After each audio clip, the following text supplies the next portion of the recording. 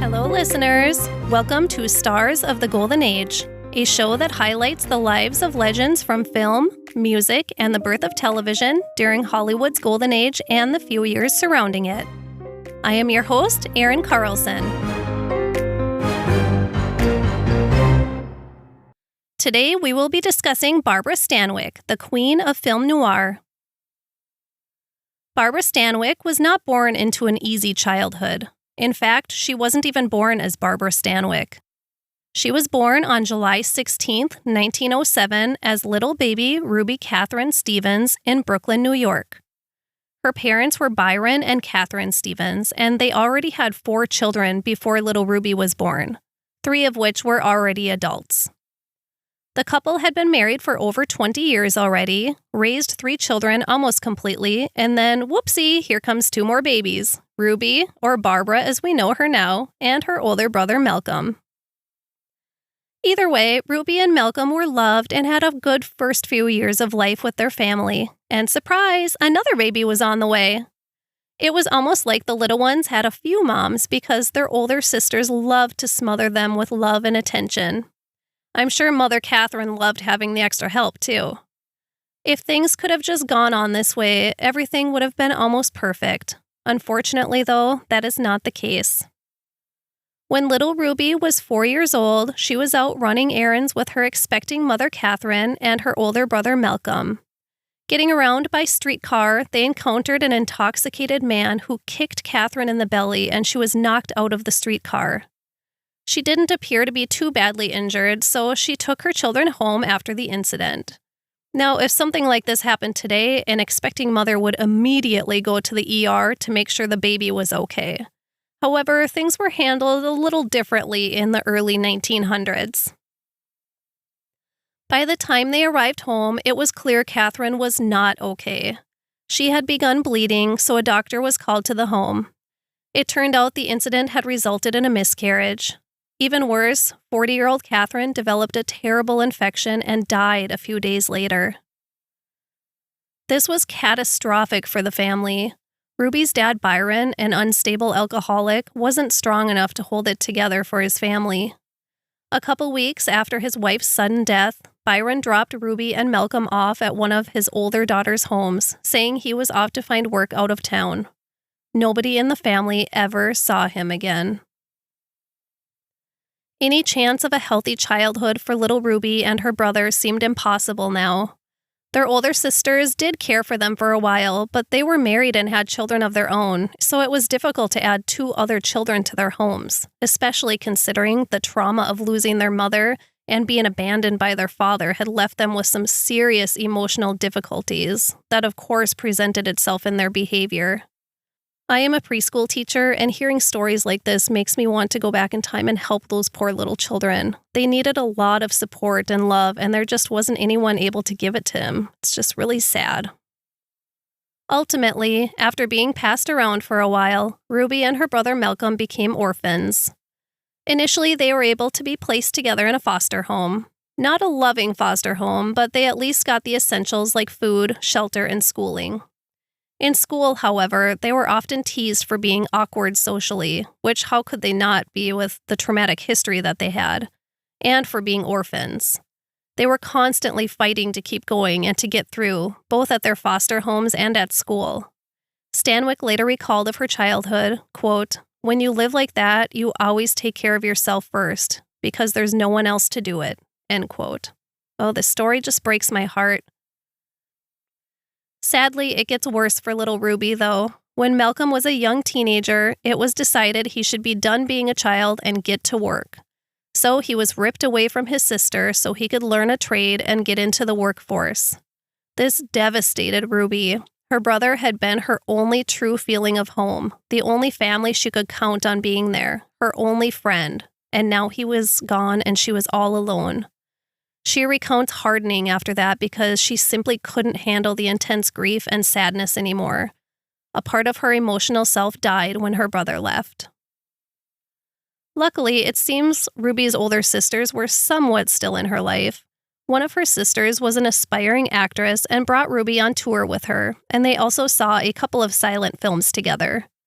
Ruby was mesmerized by the idea of going on stage or being in a movie where she could leave herself and her trauma behind and become someone completely different. She also became an avid reader, anything to escape her reality. And these movies and books gave her hope and strength for her own destiny. Actor Robert Wagner would later say of her, quote, "Occasionally, on screen, Barbara had a wary, watchful quality about her that I've noticed in other people who had bad childhoods. They tend to keep an eye on life because they don't know if it can be trusted. I think her early life was one of the reasons she had such authenticity as an actress and as a person," end quote. Ruby is still Ruby, but I'm going to begin calling her Barbara now because we are at a transition point in her life. At 14 years old, it was time for Barbara to become an adult and begin working. Shortly after, she became pregnant. The details of this are unclear, but she had a botched abortion which unfortunately left her unable to conceive another child. Like we talked about with Tallulah Bankhead, this would haunt her for the rest of her life, not being able to have a biological child. Barbara had a few menial, low-paying jobs in those early teenage years, but her heart and mind were filled with dreams of becoming an actress. She later said of her show business goals, quote, "I just wanted to survive and eat and have a nice coat," end quote. Being trained in brain development, I think she was looking for more than this, like an emotional escape, but we'll just tuck that in with survival. Barbara went to every audition she was able to, and it finally paid off with a gig as a chorus girl in a nightclub at 15 years old. Shortly later, she landed a spot as a dancer with the infamous Ziegfeld Follies at the New Amsterdam Theater. This was an exciting but exhausting time for Barbara. She was sleeping during the day and working most of the night, and in between she was sneaking in another job of giving dance lessons at a local gay bar. I'm tired just thinking about it. I did read some other theories and rumors that could go along with this side job that she had, but I'm going to stick to the facts. In 1926, Barbara finally made it onto the stage with a real speaking part. If she was exhausted before, this was about to put her over the edge. All of the hard work paid off, though, because the play, The Noose, was a hit. It went on for almost 200 performances, and somewhere along the way, during its run, Ruby Stevens became Barbara Stanwyck. The next year, she performed in a show called Burlesque on Broadway, and her star was rising. When Barbara was 20 years old, Hollywood took notice of the rising stage star and was interested in seeing what she could do on film. Her first screen test was for the 1927 silent film Broadway Nights, and she almost got the part. The thing that made her lose it was the fact that she couldn't cry on cue. She had spent her whole life toughening her exterior and holding back her tears deep within, and now she had to find those tears somehow.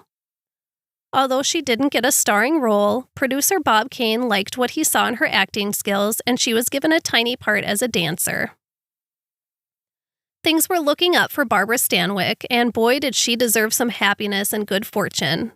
However, more tragedy lurked around the corner. When Barbara was 21 years old, she fell in love and became engaged to a young man named Rex Cherryman. Before they could marry, though, Rex became sick and died. Barbara couldn't cope with yet another loss of someone she loved, so she immediately rebounded with a co-star from her play Burlesque, Frank Fay, and the two soon got married. I think Barbara was just looking for some kind of happiness and stability in her life. Barbara appeared in more movies at this time, bigger roles but nothing very successful. Since she wasn't becoming an instant success, her new husband said she should just give it all up because she apparently wasn't going to make it as a film star. Now, I also read an account that said that she wanted to give it up and return to Broadway, but Frank Fay urged her to keep on going and even begged Frank Capra to give her a chance, so I'm not sure exactly which version is accurate. Either way, Barbara didn't throw in the towel on that Hollywood dream, and we can all thank her for that. However it played out, famed director Frank Capra saw her potential and cast her in his 1930 film, Ladies of Leisure. He found her to stand out from other actresses of the time. He said of her, quote, "Naive, unsophisticated, caring nothing about makeup, clothes, or hairdos. This chorus girl could grab your heart and tear it into pieces. She knew nothing about camera tricks, how to cheat her looks so her face could be seen, how to restrict her body movements in close shots. She just turned it on, and everything else on stage stopped." End quote. Wow, what a complimentary thing to say. In a world when women were lining up as their unauthentic selves hoping to be seen, Barbara Stanwyck was the most seen there was, just by being her. Let's all take a lesson from that. Ladies of Leisure was a hit, and Barbara's performance was very well received. The world was beginning to take notice of her talents and unique presence. Soon she was starring opposite Clark Gable in 1931's Night Nurse. Barbara teamed up with Frank Capra again for 1931's The Miracle Woman and 1932's Forbidden. He was really starting to understand the mystique of Barbara Stanwyck now and was seeing qualities he had never seen in another actor before. He said that her first shot at a line was always the best. So if she rehearsed before a scene, the first rehearsal would always be better than the actual shot. So Frank Capra began rehearsing the rest of the cast without her, saving the best of Barbara Stanwyck for when the film was rolling. A couple of more films followed, and then in 1932, Barbara and her husband Frank decided to adopt a baby. In December of that year, they brought home a cuddly little 10-month-old baby boy named Anthony. Family life wasn't the picture-perfect dream they imagined, though. Both parents were too busy to spend any real quality time with baby Anthony, so they hired nannies to do the job for them. This kind of reminds me of her role as Elizabeth Lane in Christmas in Connecticut, how she has to try to pretend to be a mother but really has no idea how to handle a baby. By this time, Frank had become verbally and sometimes physically abusive too. As Barbara's star rose, Frank was not getting much work, which led to some resentment. 3 years after bringing little Tony home, Barbara and Frank got divorced after some pretty tumultuous episodes. The next year, in 1936, Barbara found love again with his brother's wife co-star, Robert Taylor. What Barbara went into with intentions of a more casual relationship, as in no running straight to the altar type of relationship, the gossip columns and studio execs had a different idea. Barbara and Robert did move in together, and this coupled with him being 4 years younger than her sent people into a frenzy. Oh, what a different world we live in now. Anyways, MGM's Louis B. Mayer pretty much forced the two to get married for good publicity.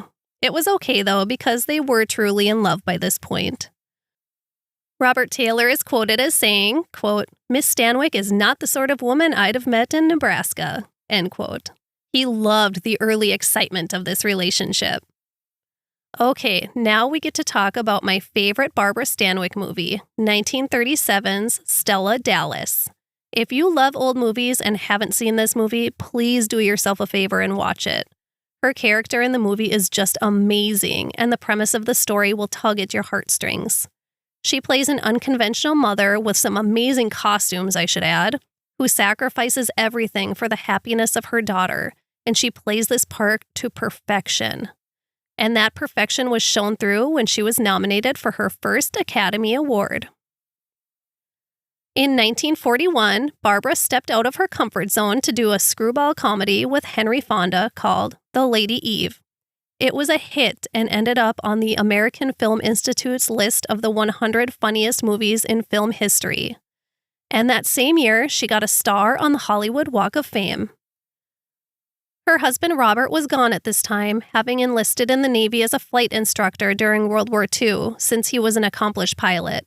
But she was doing her part at home for the war effort as an actress because movies helped lift spirits during the time.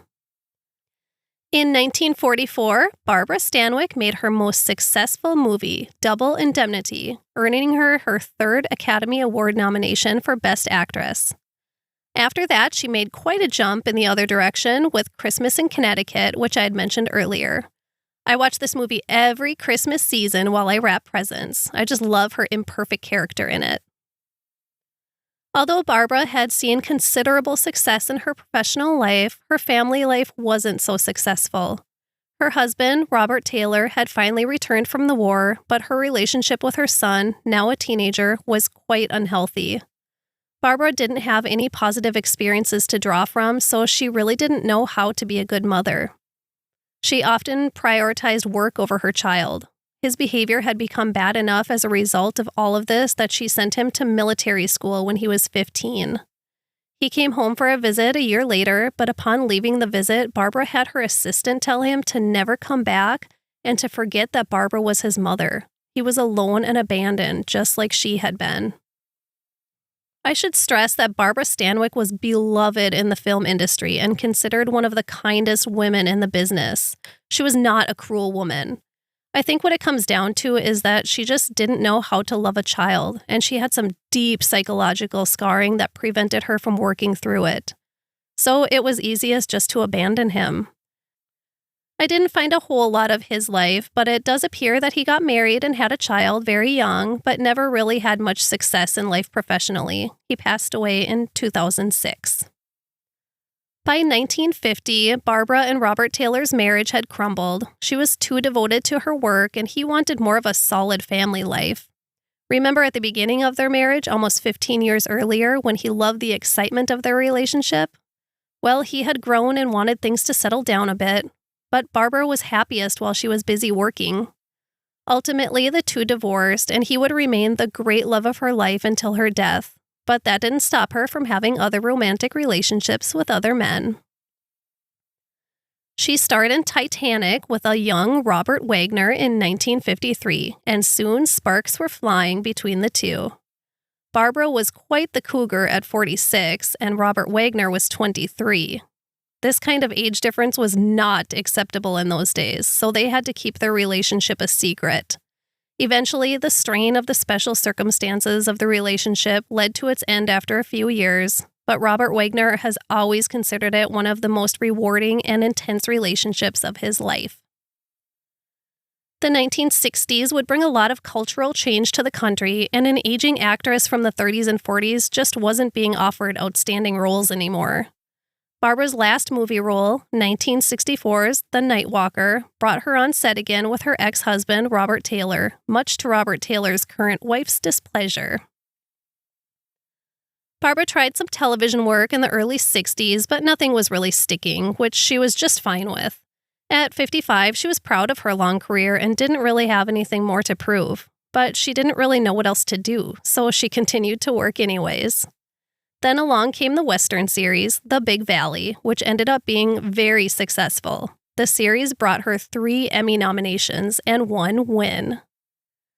The Big Valley was canceled in 1969, and that same year, her ex-husband, the love of her life, Robert Taylor, died from lung cancer at only 57 years old.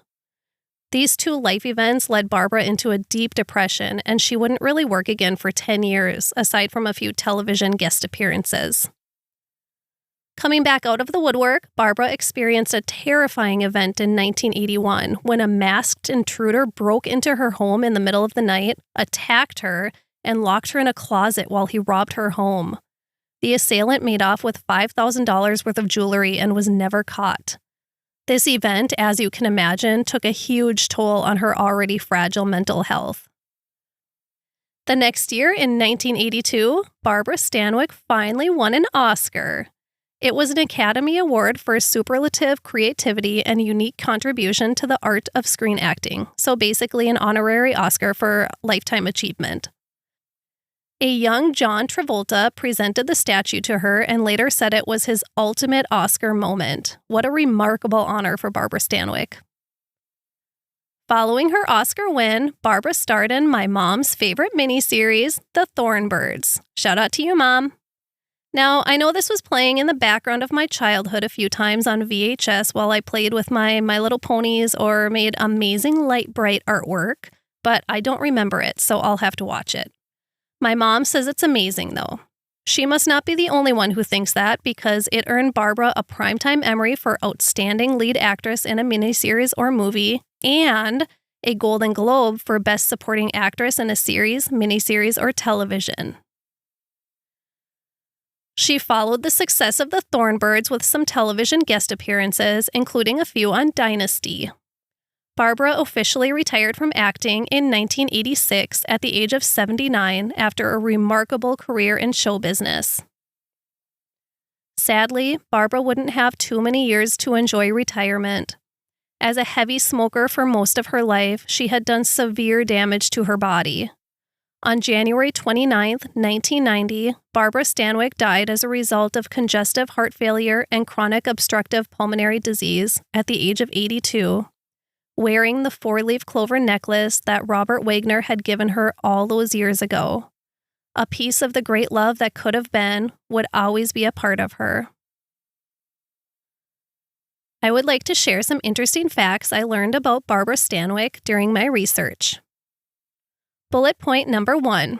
As I said, Barbara was known for her kindness in the film industry. Marilyn Monroe worked with her in 1952 and said that she was the only person in Hollywood's older generation who was kind to her. Way to go, Barbara. Bullet point number 2. Her brother also became an actor, he just wasn't quite as famous as her. Bullet point number 3. Frank Sinatra's first wife, Nancy, was one of Barbara's best friends. Bullet point number 4.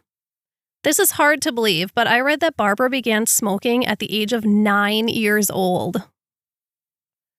Bullet point number 5. It is said that the 1937 movie A Star is Born was inspired by Barbara Stanwyck and Frank Faye's relationship. Barbara shot to stardom while Frank descended into something worse.